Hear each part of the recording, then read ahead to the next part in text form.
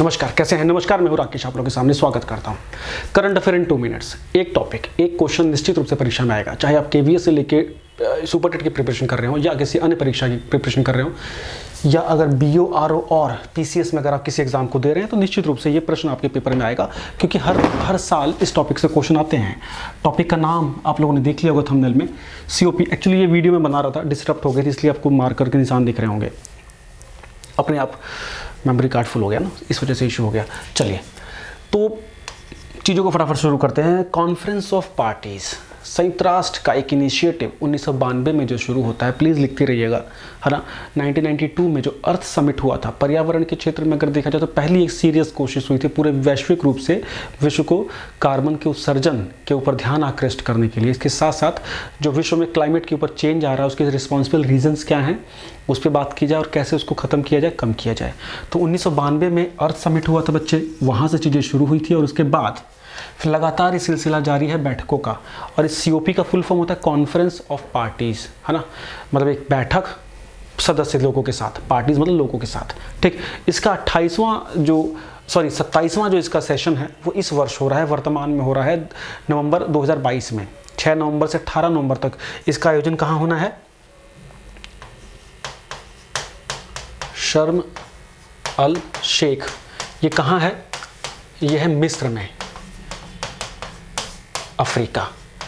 Paper में पहला basic question जो आएगा, इजी क्वेश्चन तो यही हो गया, मिस्र, अफ्रीकी क्षेत्र, शर्म अल शेख, ठीक है जी। अब क्वेश्चन पूछ लेगा 2021 में कहाँ हुआ था बच्चा? 2021 में हुआ था ग्लासगो। ये कहाँ है? स्कॉटलैंड। ये कहाँ है? स्कॉटलैंड।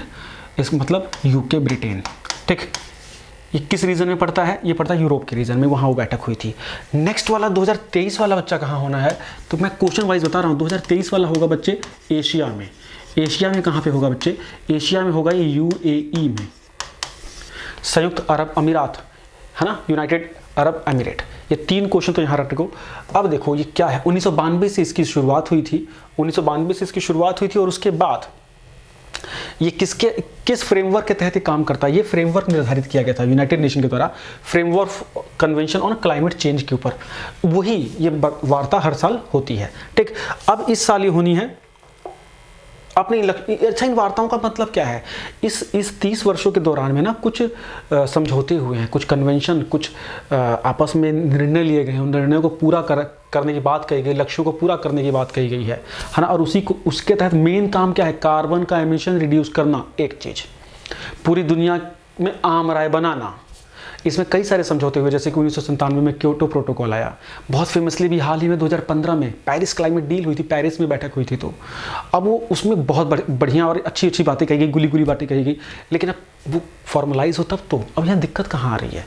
दिक्कत आ रही है अमीर और गरीब, है ना, विकसित और विकासशील देशों के बीच जो ट्रस्ट डेफिसिट है, जो विश्वास की कमी एक दूसरे के ऊपर।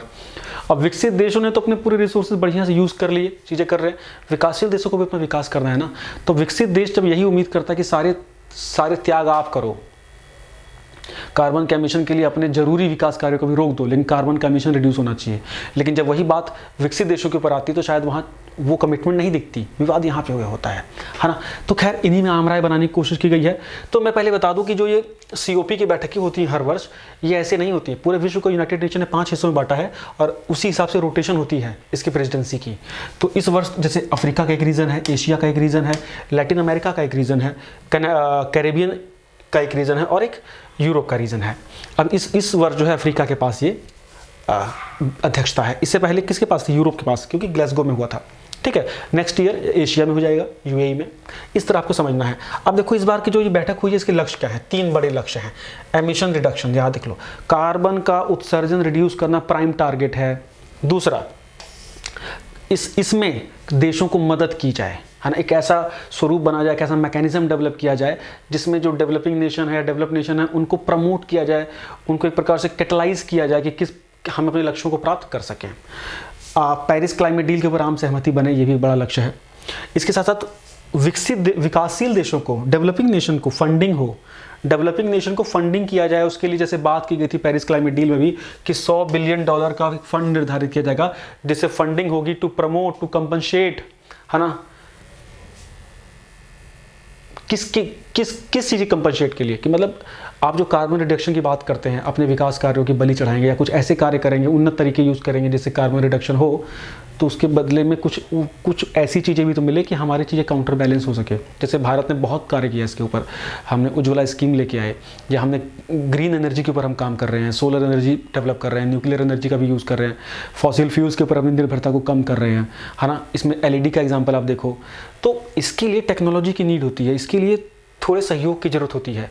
तो उसके लिए एक फ़ंड बनाने की बात कही गई थी, जो रखा गया था कि 2020 तक ये फ़ंड बना लेना है $100 बिलियन का, 100 अरब डॉलर का। वो फंड अभी तक नहीं बना। फिर टारगेट को बढ़ा दिया गया 2023 तक के लिए, कि 2023 तक इसको अचीव कर लिया जाए। अभी देखते हैं इस पर क्या बात कुछ हो पाती है। तो 3 बड़ी चीज़ें हैं जिसको हमको ध्यान देना है, ठीक। अब यहाँ से जितने क्वेश्चन बन सकते हैं वो इजीली हम इसको बना लेंगे।